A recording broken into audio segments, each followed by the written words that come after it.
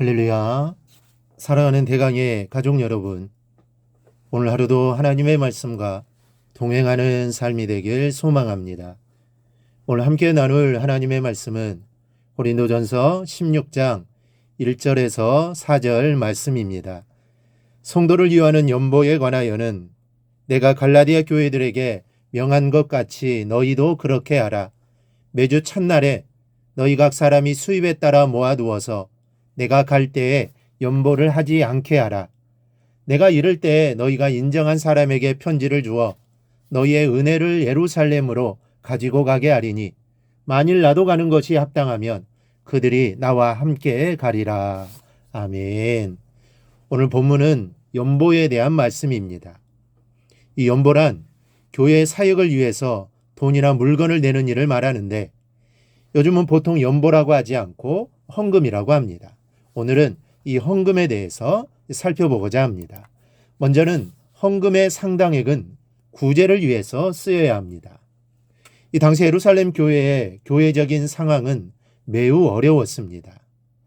그리스도인들에 대한 핍박과 기근이 성도들을 어렵게 했기 때문인데 바울은 이들을 돕기 위해 헌금할 것을 말씀하고 있는 겁니다.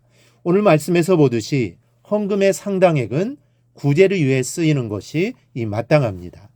이 초대교회에서 집사라는 직분이 생기게 된 이유도 여기에 있습니다. 이 사도들이 구제하는 일에 너무 바빠서 정작 해야 하는 기도와 말씀 전하는 일을 할 시간이 없었기 때문입니다. 그래서 집사를 세워 이 일을 공정히 처리하도록 하기 위함입니다. 그래서 집사가 구제에 앞장서면 사도들은 기도와 말씀 전하는 일에 전념할 수 있게 된 것이죠. 기도하지 말라는 말씀이 아니라 집사의 첫 번째 직무가 구제에 있음을 강조하는 말씀입니다. 그런데 안타깝게도 우리의 현실은 하나님의 가르침과 거리가 멉니다. 물론 초대교회 당시와 지금의 시대는 모든 면에서 다릅니다. 그래서 동일하게 적용하기는 어려운 게 사실입니다. 하지만 하나님의 말씀은 헌금의 용도에 구제를 최우선으로 놓고 있는데 오늘날 교회들이 얼마나 이 말씀을 실천하고 있는지 생각해 봐야 합니다. 즉 구제에 대한 예산이 얼마나 되는지 살펴봐야 합니다. 당시 헬라 세계에는 에라노이라는 모임이 있었습니다. 어떤 사람이 불행에 빠지거나 갑자기 돈이 필요하게 되었을 때 돈을 거출하여 무이자로 융자해 주는 모임입니다. 또 유대인의 회당에 있는 자에게 돈을 거두어 가난한 자에게 나누어 주는 책임을 가진 직분도 있었고 또 보다시피 초대교회에는 구제를 위한 연보가 따로 있었습니다. 여러분 세상 사람들도 이러한데 그리고 구제가 초대교회 때부터 교회의 중요한 기능 중 하나였는데 오늘날 교회가 구제에 앞장서지 못한다면 이거는 부끄러운 일입니다.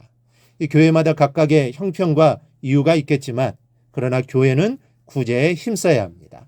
이러한 모습을 하나님이 기뻐하십니다. 두 번째로 헌금에는 모든 성도가 다 함께 참여해야 합니다. 바울은 내가 갈라디아 교회들에게 명한 것 같이 너희도 그렇게 하라고 말씀합니다. 누구는 참여하고 누구는 빠지지 말라는 말씀입니다. 교회는 일치되어야 합니다. 성도들은 연합된 한 몸입니다. 따라서 헌금을 드려도 모두 함께 드려야 합니다. 그러나 똑같이 드리라는 말씀은 아닙니다. 2절에 보면 너희 각 사람의 수입에 따라 그랬습니다. 각각 형편에 따라 수입에 맞게 드리면 됩니다. 많은 자는 많이, 적은 자는 적게 드리면 됩니다. 금액이 많고 적음이 중요한 게 아니라 중요한 것은 빠지지 않고 함께 참여하는 것임을 기억하시기를 바랍니다. 셋째 헌금은 가급적 주일에 드려야 합니다. 2절에 매주 첫날이라고 있는데 바로 주일입니다. 그런데 그냥 주일에 드리면 되는 게 아닙니다. 2절에 모아두어서라고 했습니다. 계획을 세우고 정성을 들여서라는 의미가 있습니다. 주일에 헌금 드릴 것을 마음에 계획하고 그것을 위해서 형편되는 대로 모아두어서 주일에 가져다가 드리는 겁니다. 그러니 계획이 없을 수 없고 정성이 담기지 않을 수 없습니다. 헌금은 이렇게 드리는 겁니다. 물질이 중요한 것이 아니라 그 안에 담긴 하나님을 향한 계획과 하나님을 향한 정성이 중요합니다. 그 정성을 모아서 주일에 하나님께 가져다가 드리는 것이 헌금입니다. 넷째는 헌금은 성도의 중지를 모아서 사용해야 합니다. 3절에 내가 이를 때 너희가 인정한 사람에게 편지를 주어 너희의 은혜를 예루살렘으로 가지고 가게 하리니 라고 했습니다. 목사나 장로가 헌금을 마음대로 하는 것이 아닙니다. 반드시 전체 성도의 뜻에 따라 사용되어야 합니다.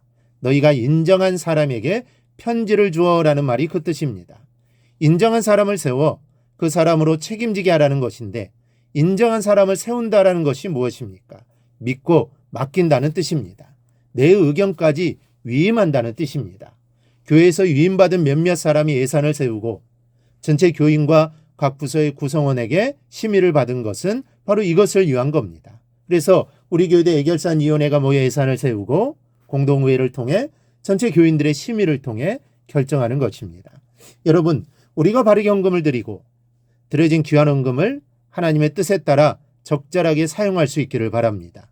무엇보다 우리와 함께한 주안의 형제자매들의 어려움을 돌아보는데 보다 더 사용되기를 원합니다. 우리 모두의 마음과 정성으로 형제와 자매의 눈과 입에서 눈물과 한숨을 닦아주고 잠재우게 되기를 바랍니다. 그리하여 형제 사랑하기를 몸소 실천하는 삶을 살아가기를 바랍니다. 그리고 그 일이 내가 드리는 헌금을 통해 이루어지는 겁니다.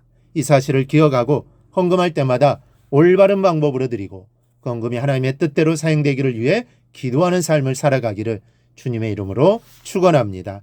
오늘 묵상한 말씀을 굳게 잡고 삶으로 실천하며 살아내는 대강의 모든 성도들이 되기를 축복합니다.